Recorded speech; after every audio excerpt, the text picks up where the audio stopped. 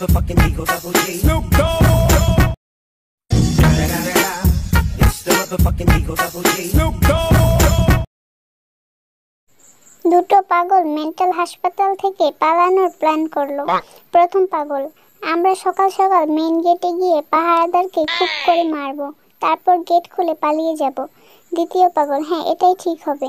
পরের দিন পাগল দুটো তাদের প্ল্যান অনুযায়ী মেইন গেটে উপস্থিত হলো, কিন্তু গেটে কোনো পাহারাদার ছিল না, আর গেটও খোলা ছিল না। পাহারাদারকে সেখানে দেখতে না পেয়ে প্রথম পাগল নিরাশ হয়ে বলল, ইস, আমাদের প্ল্যানটাই ভেস্তে গেল। শালা পাহারাদারটা কোথায় মরতে গেছে কে জানে। আজও থাকলে আজ আমরা ওকে মেরে পালিয়ে যেতে পারতাম। তৃতীয় পাগল, মেন গেটটাও বন্ধ নেই যে খুলে পালিয়ে যাব। আজ ফিরে যাই, চল, অন্য একদিন আবার ট্রাই করব।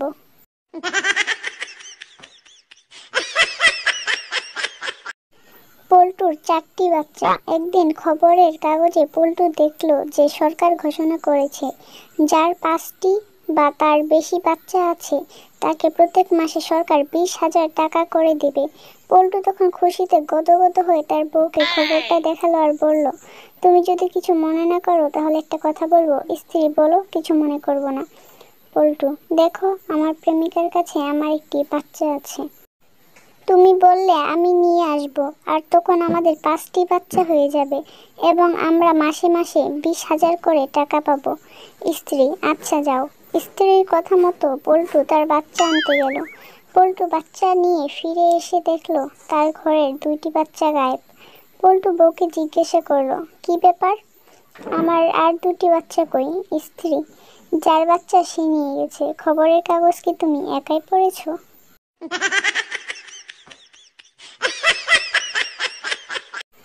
ক্রেতা, তোমার দোকানে কি সবকিছুই পাওয়া যায়? বিক্রেতা, জি স্যার, সব পাবেন। ক্রেতা, বিস্কিট আছে? বিক্রেতা, সরি স্যার, বিস্কুট একটু আগেই শেষ হয়ে গিয়েছে। ক্রেতা, চাল আছে? বিক্রেতা, স্যার, চাল এখনো এসে পৌঁছায়নি। ক্রেতা, সাবান আছে? বিক্রেতা, স্যার, সাবান আজকে বিকালে এলেই পাবেন, এখন নেই। ক্রেতা, তালা আছে? বিক্রেতা, জি স্যার, এটা আছে। ক্রেতা, গুড, দোকানে তালা লাগাও আর বাড়ি গিয়ে ঘুমাও।